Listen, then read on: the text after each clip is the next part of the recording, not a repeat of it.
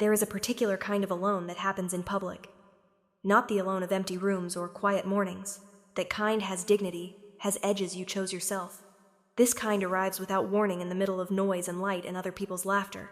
It settles over you like weather. And the worst part, the part no one tells you about, is that you have to keep your face arranged while it happens. You have to sit there and perform the version of yourself that is fine, that is not dissolving quietly at a table for two while the candle burns down between two glasses only one of which has been touched. Nara had been performing fine for most of her life. She was very good at it. What she was not prepared for was the stranger who looked at her across a restaurant and saw through it entirely. Chapter 1. The Table for Two. The reservation had been for 7 o'clock. It was now 7:43, and Nara had known since 7:20, if she was honest, and she was trying very hard not to be, that Marcus was not coming. She knew because of the messages. Or rather, the absence of them, the last one sent at 6:51. His face arranged into apology even through the small screen. Running late. Don't order without me. Shouldn't be long. She had read it, put her phone down, picked up the menu she had already read twice. She had ordered water. She had declined the breadbasket twice because accepting it alone felt like a statement she wasn't ready to make. At 7:30 she had sent one message. Just, still coming? The 2 gray ticks of delivered. Not read. She put her phone face down on the table and looked at the room. It was a good restaurant. That was part of it. Marcus had chosen it, had made the reservation himself, which she had thought meant something. She had dressed accordingly, the blue dress she saved for occasions that warranted it, the good earrings, the coat she kept for winter evenings that required a version of herself she didn't use for ordinary Tuesdays. She had done all of this, and sat across from an empty chair, and watched the candle burn, and felt the room's warmth become something she was not quite inside. The waiter had come 3 times. Each time she had smiled and said just another moment, and each time his expression had moved through professional neutrality into something more human. A faint, careful sympathy that was worse, somehow, than indifference would have been. She was not going to cry. She had decided that definitively around 7:25. She was a healer. She spent her days in the PAC's medical wing reading bodies and their concealed damage, reading the things people didn't say because the body said them instead. She was good at concealed things. She was not going to add herself to the list of things being concealed in this room tonight. She picked up her water glass. She put it down. She was calculating the architecture of leaving. How long before leaving felt like defeat versus practicality. Which route to the door would pass the fewest tables, whether to ask for the bill now or simply go. When she became aware of being watched, not the waiter's careful sympathy. Something else. The quality of attention that had a direction to it, like light through a specific gap. She looked up. He was at the table diagonally across the room, seated alone, with a glass of wine he hadn't touched and a look on his face that was not pity and was not curiosity, and was not the particular avidity of someone enjoying another person's difficulty. She could not immediately name what it was. She filed it for later. He was. She gave herself one honest assessment before she looked away. Dark-haired, the kind of face that had been composed into stillness by practice rather than nature. A jaw that carried something in it.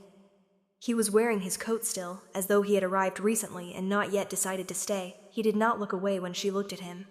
She looked away first. She looked at the empty chair across from her. She looked at the candle. She made a decision about the breadbasket and flagged the waiter and said yes please. And when it came, she took a piece and ate it with the deliberateness of someone planting a flag. She was here. The table was paid for. The blue dress had been worn and the earrings had been put in, and she had taken the trouble of a Tuesday evening and she was going to eat the bread. Her phone lit up. She turned it over. Something came up. Sorry, let's reschedule. Something came up. She read it twice. She turned the phone face down again and finished the bread. Chapter 2. The Stranger Speaks. She did not hear him approach. She was looking at the candle when the chair across from her, Marcus's empty chair, moved, and she looked up, and the man from the diagonal table was standing beside it with an expression that was asking a question without words. She stared at him. "May I?" he said. It was said quietly, and was, she registered, an actual question rather than a statement dressed as one. He was waiting for her answer. She looked at the chair. She looked at him. "Why?" she said.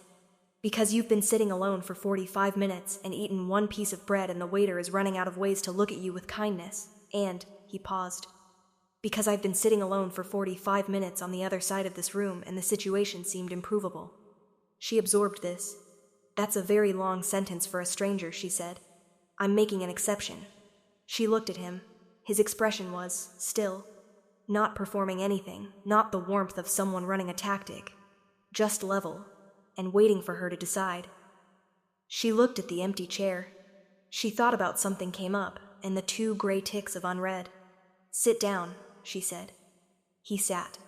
He did not immediately speak, which she found she appreciated it. He settled into the chair and looked at the table and the candle and the glass of water and the bread basket with the same composure he'd had across the room. The waiter appeared. He looked at the man, then at Nara, recalibrating. I'll have whatever she's having, the man said. I haven't ordered, she said.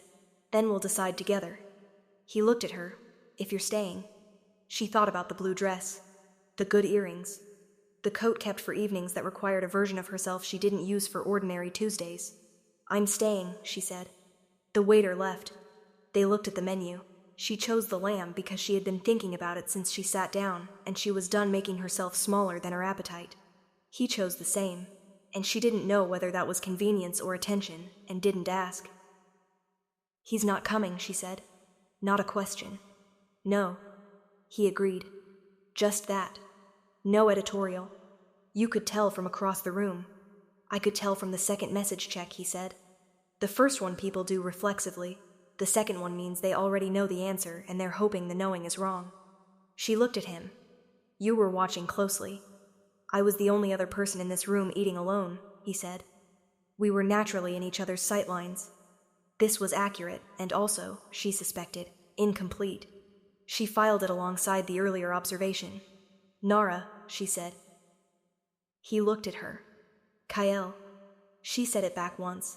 He said hers the same way, the specific, deliberate repetition of a name being placed somewhere permanent. Are you also waiting for someone who isn't coming? She said. No.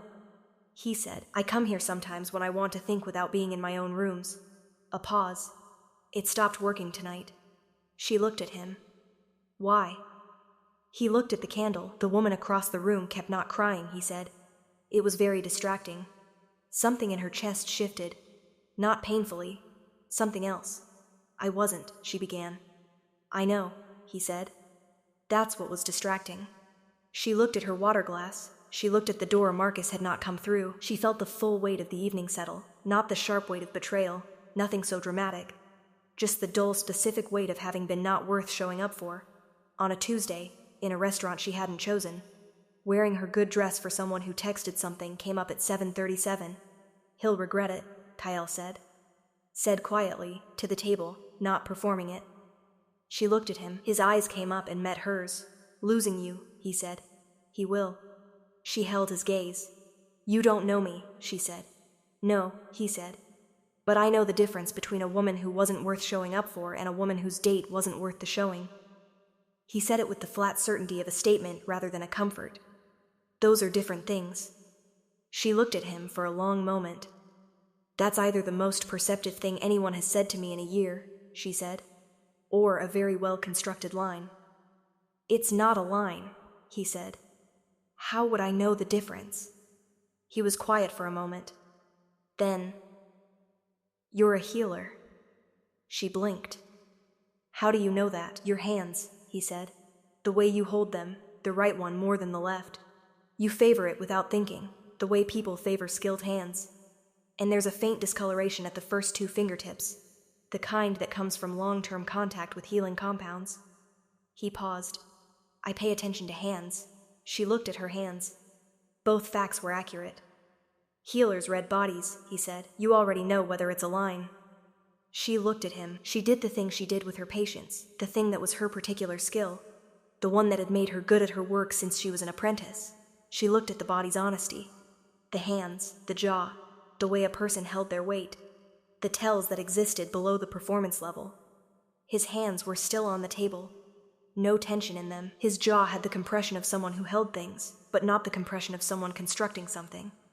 His eyes were doing the same thing they had been doing across the room. Attending. Just attending. Not a line, she said. No, he agreed. The food arrived. They ate. The candle burned down to its second third, and the restaurant moved around them with its ordinary Tuesday evening life, and Nara ate the lamb she had been thinking about and felt not fine, which was the performance. Something more honest than fine. Something that was actually, quietly, all right. Chapter 3. What conversation holds. She learned him the way she learned patience, through accumulation. He asked about the healing, not the professional surface of it, but the specific texture. What drew her to it? She told him the truth, which was that she had grown up in the pack's outer quarter where the medical wing was understaffed and the healers stretched thin. And she had learned early that bodies held information that voices didn't, and that reading that information accurately could change outcomes, and that changing outcomes was the thing that felt like purpose. He listened. He asked about the reading of bodies, the specific methodology, the things she looked for. She found herself describing it in detail she didn't usually use for social conversation, the kind of detail reserved for professional contexts, because he asked in a way that wanted the actual information. You said hands first, he said. Always hands first. Hands and breath, she said. In combination, the hands show long-term patterns, what someone does repeatedly. The breath shows the immediate state. Together they give you the before and the now, and from those two things you can usually find the how it got here. He looked at her across the table. Before and now to find how it got here, he said.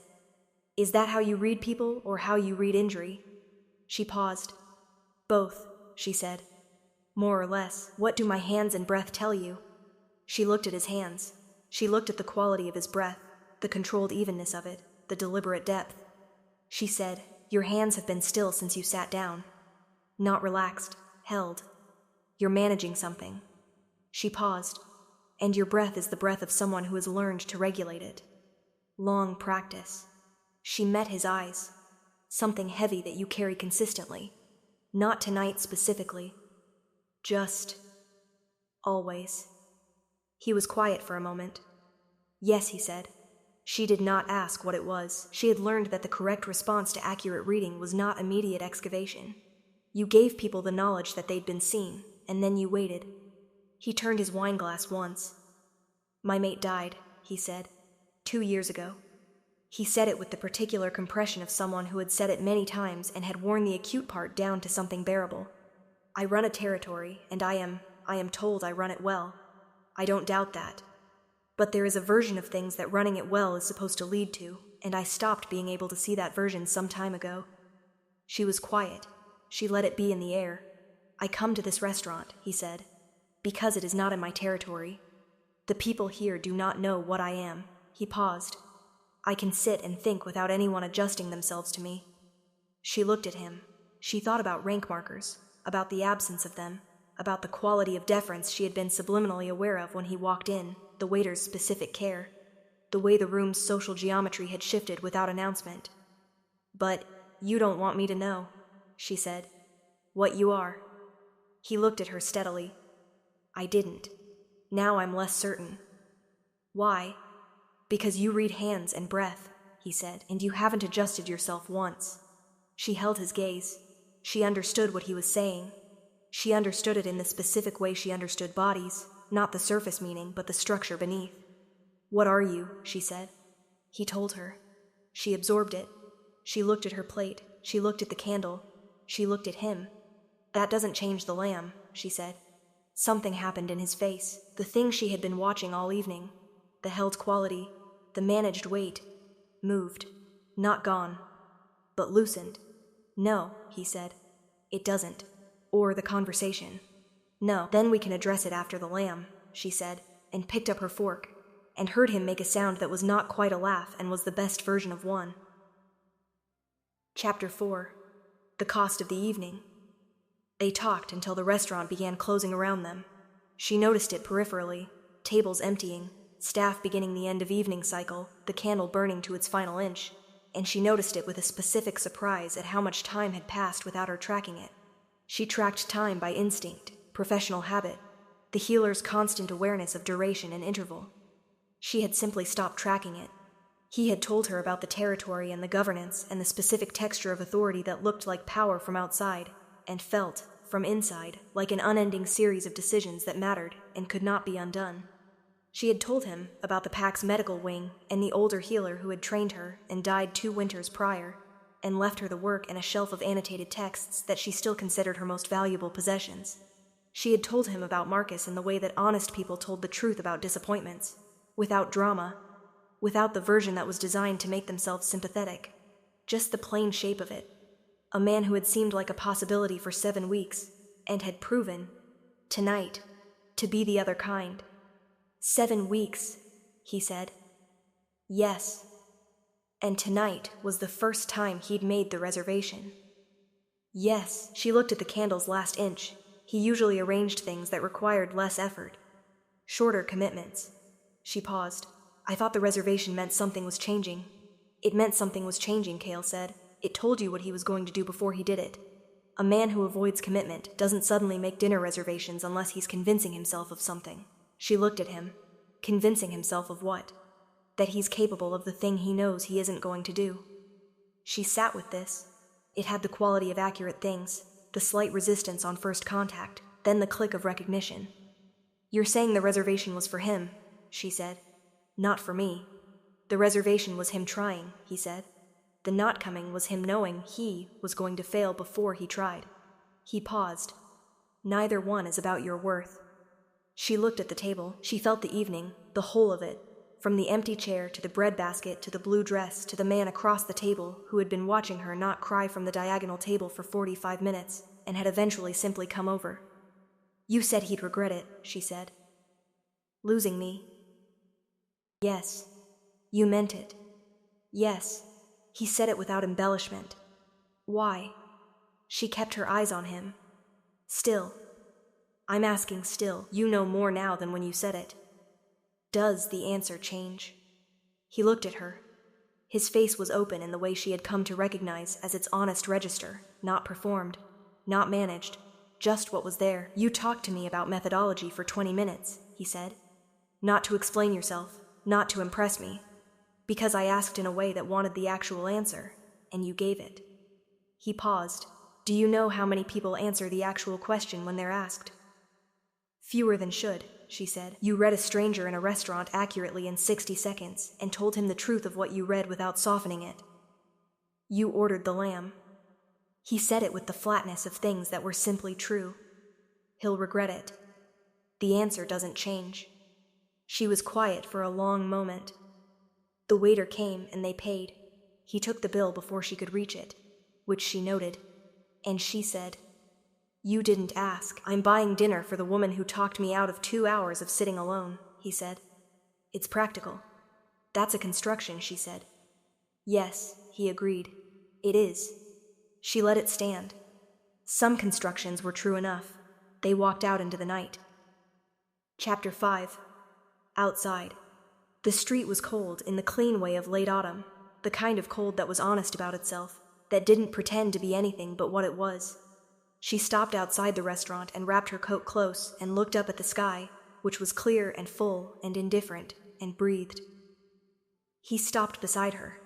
They stood for a moment in the particular quiet of 2 people who have spent 3 hours talking and have arrived at the end of the evening and are now in the territory where what happens next is undecided.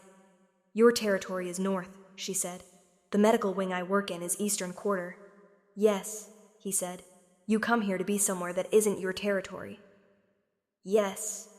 She turned and looked at him. The street lamp caught the side of his face, the composed features, the dark eyes that were not composed, that had been not composed all evening in a way she was now fully aware of.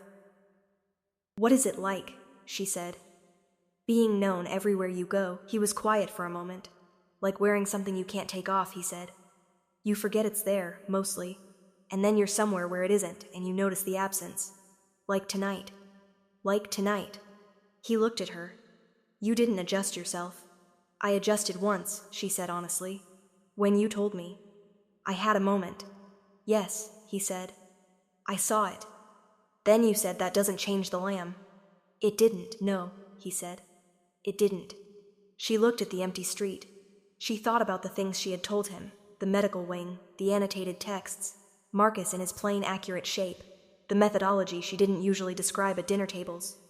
She thought about what it meant to tell things that were true rather than safe and have them received without management.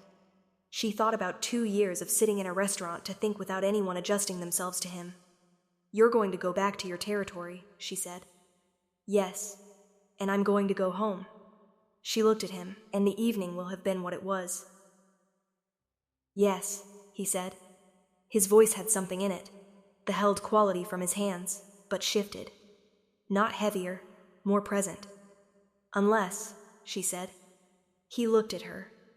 She reached into her coat pocket and found the small card she kept for professional purposes. Her name, her posting at the medical wing. Nothing more. She held it out. He looked at it. He took it with the same deliberateness she had been watching all evening. The deliberateness of someone who handled things they intended to keep. "I'm in the Eastern Quarter 3 mornings a week," she said. "The medical wing has a courtyard that faces south. I eat lunch there when the weather allows. I'm there every second Thursday specifically because the older healer I mentioned ate there every Thursday and I've kept the habit." He was very still. "That's a lot of specific information," he said. "You're the Alpha King of the Northern Territories," she said.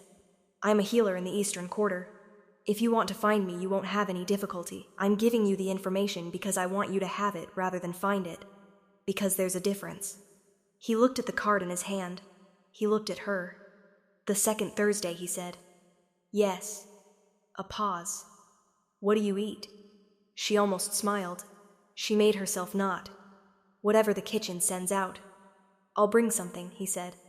"From the North Quarter Market. They have a particular bread that is Kyle," she said. He stopped. "Second Thursday," she said. "That's enough for now."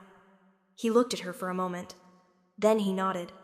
The specific nod of someone accepting parameters they actually respect rather than tolerating.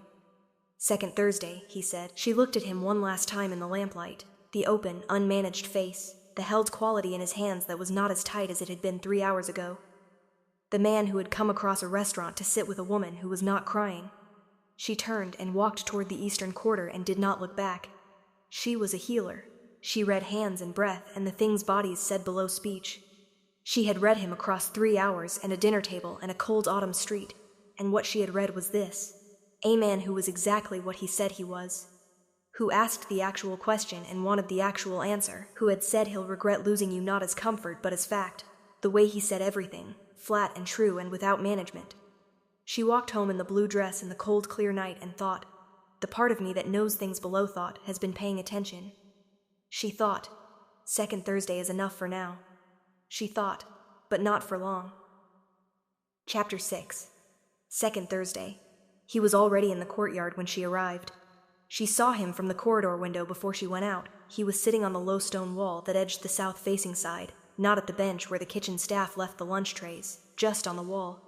No coat markers, no attendants visible, which meant they were at a distance she couldn't see.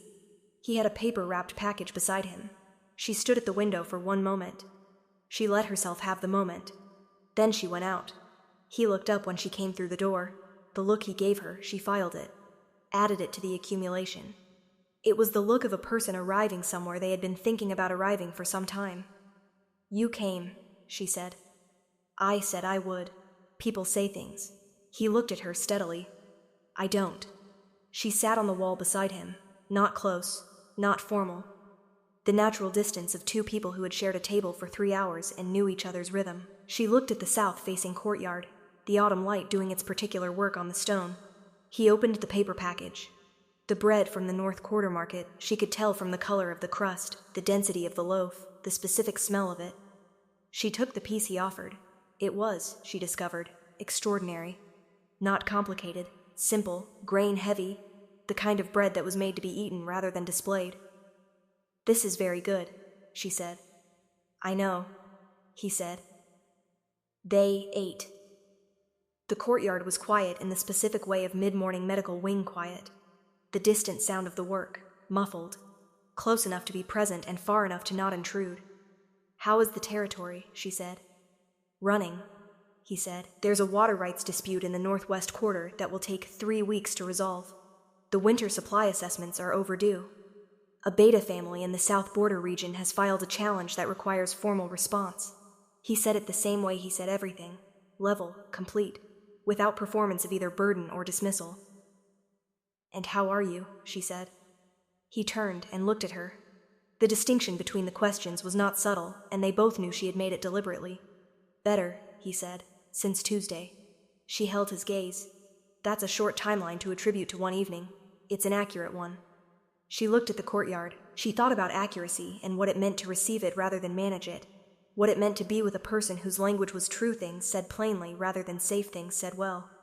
She thought about 4 years of a marriage to Marcus. Not the dramatic version of those 4 years.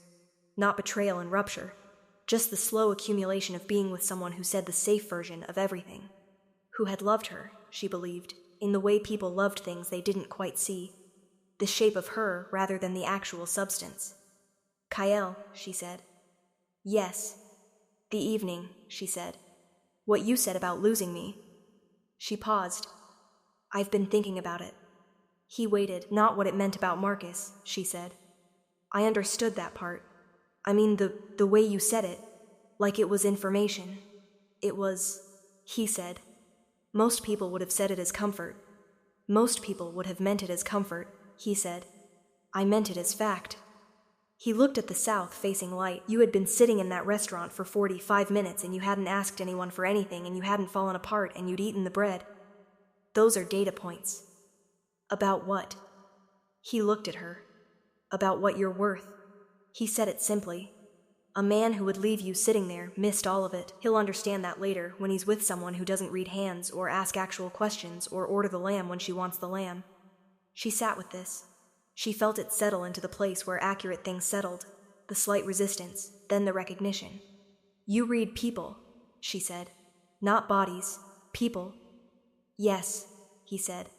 Badly sometimes, but yes. You read me from across a restaurant. I watched you not cry for 45 minutes, he said. That told me more than most conversations do.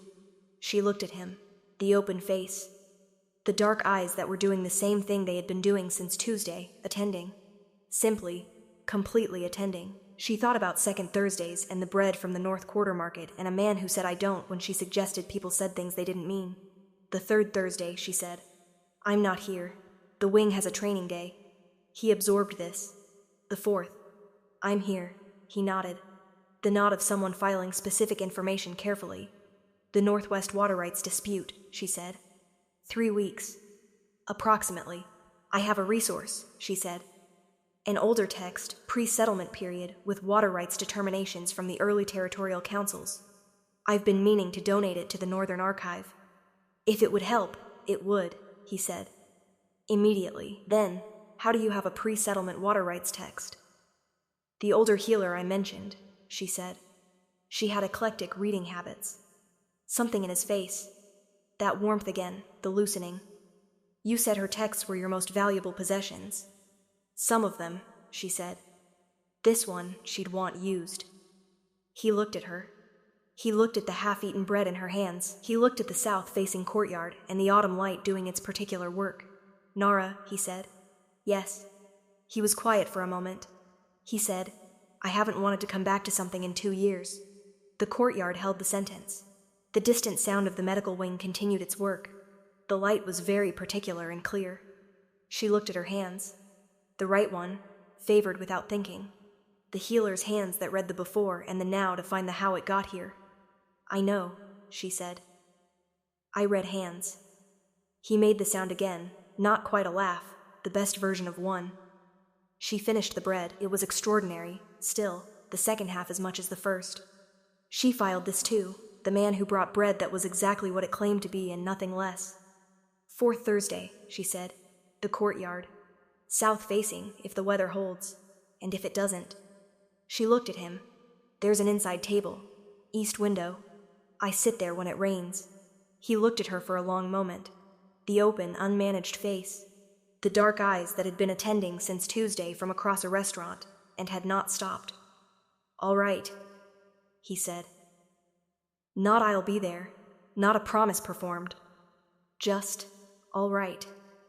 The word of someone who had decided a thing and would now simply do it. She stood. She gathered the paper wrapping and folded it neatly because she had the habit of neatness. Thank you for the bread, she said. Thank you for the text, he said. When you bring it. 4th Thursday, she said. 4th Thursday, he said. She walked back through the courtyard door into the medical wing. She did not look back. She went to her afternoon's work. 2 consultations, a follow-up. The careful reading of bodies that were trying to say things their voices hadn't found yet, and she did all of it with the full attention it required. And underneath the full attention, quiet and specific, the knowledge that she had been seen. Not the shape of her. Not the performance of her. Her, by a stranger at a diagonal table on a Tuesday evening, who had watched her not cry and brought bread on a Thursday, and said he'll regret losing you the way you said things that were simply, plainly, accurately true. Epilogue. 1 year later, the bread was still extraordinary. That was the thing about the North Quarter Market. Every second Thursday, without variation, the bread was exactly what it had been the first time. She had told him this once, and he had said consistency is not a small thing, and she had agreed. And they had eaten in the south-facing courtyard, and the afternoon had been what all the Thursdays had been, which was, itself. She was reading the water rights text when he arrived. Not the donated one. She had given that to the Northern Archives 6 months ago, and the Northwest dispute had been resolved in 3 weeks, as estimated, using a pre-settlement determination that no one had thought to look for. She had sourced a second copy since, for herself, because the older healer's eclectic collection had been right about its value. He came into the courtyard, and she looked up, and he was carrying the paper. Package in his face was doing the thing it always did when he arrived at this specific courtyard at this specific time, the thing she had, catalogued over a year of Thursdays, and had come to know as precisely, and, completely as she knew the hands and breath of anyone she had ever read professionally. He sat beside her, not formal, not at a distance. The natural distance of 2 people who had shared 40-something Thursdays, and a water rights crisis, and an eclectic healer's book collection. She took the bread. He looked at the text. Pre-settlement, he said. New source, she said. Eastern collection. A different region, the border territories. What determination? Inheritance provisions, she said. Specifically the provisions that were revised in the second period, and then she stopped. She looked at him. He was looking at her with the attending expression, the full attending, and also with the other thing, the year's worth of accumulated other thing that was. She had stopped pretending it was simply interest, sometime around the 7th Thursday. Nara, he said. You're not listening to the inheritance provisions, she said. No, he agreed. What are you listening to? He looked at her, the open, honest, unmanaged face that was. This was the thing she had never been given before, not in the full sustained way, not in the version that didn't eventually manage itself back to a safe distance, a face that simply looked at her and was not afraid of what it found. You, he said. Just you. She held his gaze. A year ago she had sat in a restaurant in her blue dress in front of an empty chair and eaten bread alone, and felt the particular public alone settle over her like weather. A year ago a stranger had said he'll regret losing you not as comfort but as data, and she had understood that the data was accurate even before she knew what the data was about. She knew now. She put the text down. She turned to him on the low stone wall in the south-facing courtyard, and looked at his hands, still, present, not held so tightly as they had been on the first evening, and looked at his breath, which was the breath of someone who was here and not managing the fact of being here. Before and now. The how it got here visible in both. Second Thursday was supposed to be enough for now, she said. Yes, he said. You said not for long. I didn't say that out loud. No, he agreed. But I read people. She looked at him. She looked at her hands, the right one, favored, the healer's hands, the hands that had learned to read what bodies said below speech. She reached over and took his hand. His fingers closed around hers with the same evenness she had been reading for a year, the deliberateness of someone who handled things they intended to keep. No performance, just the thing itself. He did regret it, she said. Marcus. I heard. I know, he said. She looked at him. How long have you known? 6 months, he said. He asked about you, through intermediaries. She absorbed this. You didn't tell me. It wasn't relevant, he said. His regret is his. It has nothing to do with, he stopped. He looked at their hands. With what I think about your worth. She sat in the south-facing courtyard in the autumn light with the bread and the text and his hand in hers, and felt the evening a year ago settle into its right place. Not a wound, not a story she told to explain herself, just the before. The Tuesday that had led, through Thursdays and bread and water rights and inherited books, to the now. "What do you think?" she said. "About my worth." He turned and looked at her. The open face. The year of Thursdays in his eyes. "Everything," he said. Simply. Without construction. She looked at the south-facing courtyard, and the autumn light, and the bread in the paper wrapping that was exactly what it claimed to be, and nothing less. "All right," she said. Just that, the word of someone who had decided a thing and would now simply let it be true.